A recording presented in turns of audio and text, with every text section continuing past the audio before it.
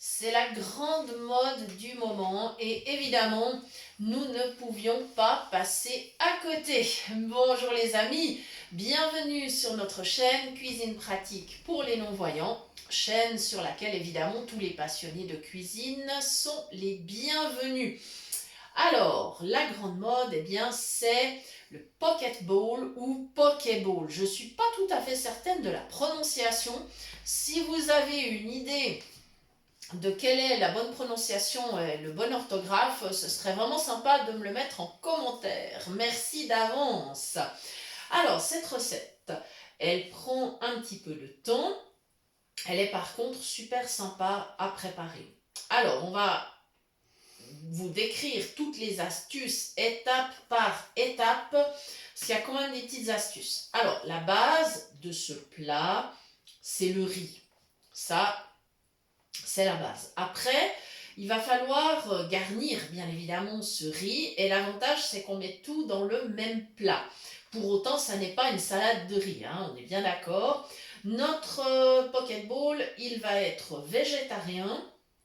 Il est naturellement sans gluten et sans lactose. Voilà. Plein de versions existent. On peut le faire avec du poisson, avec de la viande. Alors évidemment pour la viande, si on prend par exemple du poulet, on va évidemment l'émincer et le cuire avant de l'inclure dans la préparation.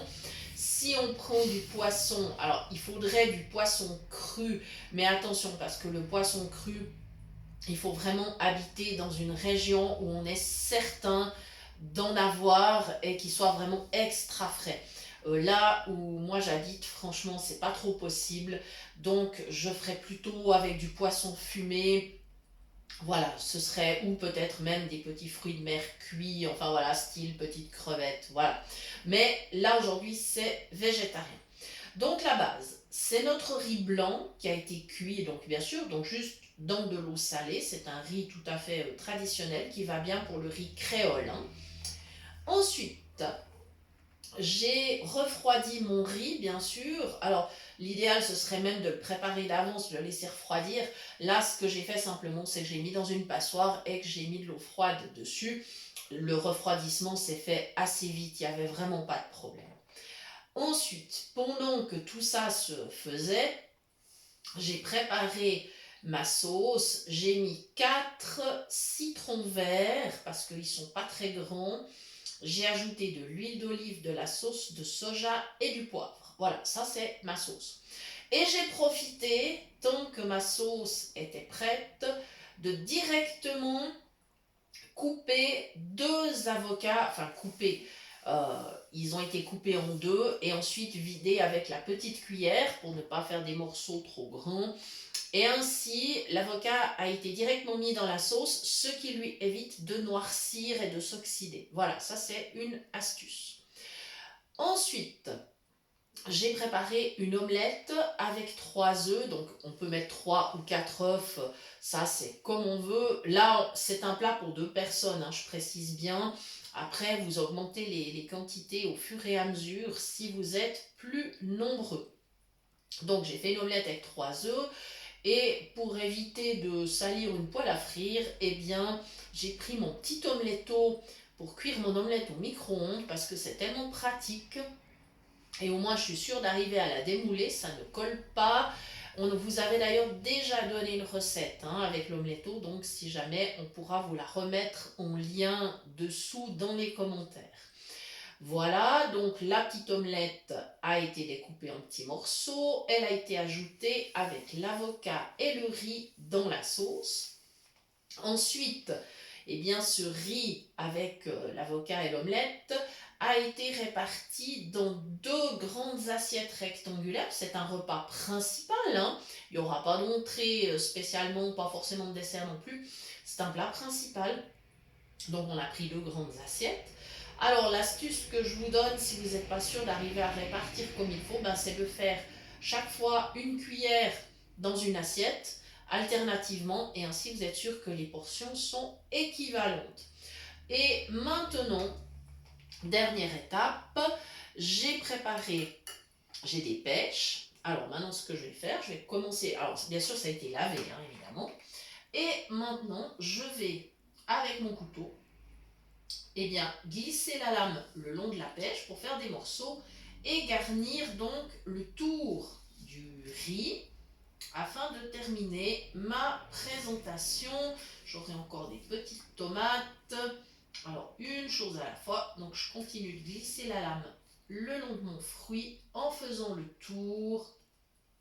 Voilà, et je n'ai plus qu'à mettre mes morceaux tout le tour du riz. Voilà, c'est très facile. Voilà, je vais faire comme ça. Voilà. Alors, habituellement, dans les recettes, on préconise de la mangue, mais très franchement, c'est pas la saison.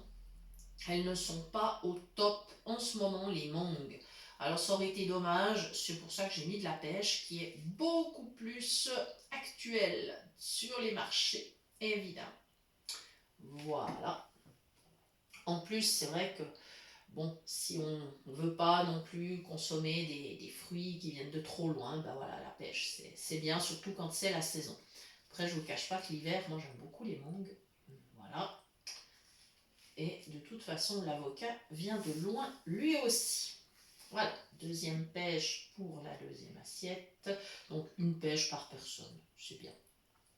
Voilà, ça sera, oui, ça sera bien garni, hein, ça sera bien copieux quand même, bien appétissant. Voilà, je continue à répartir. Je me demande si j'ai pas fait des bêtises. Non, j'ai réparti correctement. Ah non, c'est bon. D'accord. Voilà. Ah non, ça doit être un petit morceau d'avocat que j'ai senti, voilà, et que j'ai confondu avec la pêche. Ah ah, c'est pas mal. Enfin, c'est pas grave. Hein. Voilà. Ça y est, mes deux pêches, c'est tout bon. Maintenant, mes petites tomates cerises qui ont été bien évidemment rincées, que je coupe en deux et que je vais répartir aussi sur l'autre côté de mon assiette, étant donné que c'est une assiette rectangulaire, ça va très très bien. Comme ça, il y a le riz au milieu et sur chaque côté, il y a de la garniture. Puis ensuite, au moment de manger, alors c'est comme on veut, hein, on mange tel quel ou on mélange tout. Ça, chacun choisit ce qu'il veut faire. Hein. Il n'y a aucun souci. Voilà. Et au dernier moment, je répartirai quelques petites cacahuètes sur le dessus, d'une part pour la décoration, d'autre part pour le goût. Voilà, c'est toujours sympathique d'ajouter aussi des oléagineux. Voilà, alors vous pouvez vraiment créer toutes les variantes qui vous font plaisir pour ce Pokéball ou Pocketball, je ne sais pas, il faudra vraiment que vous me disiez. Et donc, végétarien ou pas, ou vegan, carrément. Ça peut aussi être un plat vegan, bien sûr. Si on ne met pas l'œuf, ça sera du vegan. Voilà, donc on pourrait utiliser, par exemple, des légumes secs. Hein, ce serait possible d'utiliser du pois chiche, du haricot rouge, des lentilles, ce qui vous fait plaisir. Dites-nous d'ailleurs quelle variante vous avez cuisiné, ça nous fera super plaisir de lire quelles sont vos recettes. Voilà, il me reste à vous préciser bien évidemment que vous pouvez toujours nous retrouver sur notre page Facebook et nous écrire à notre adresse mail cuisinepratique@mail.ch.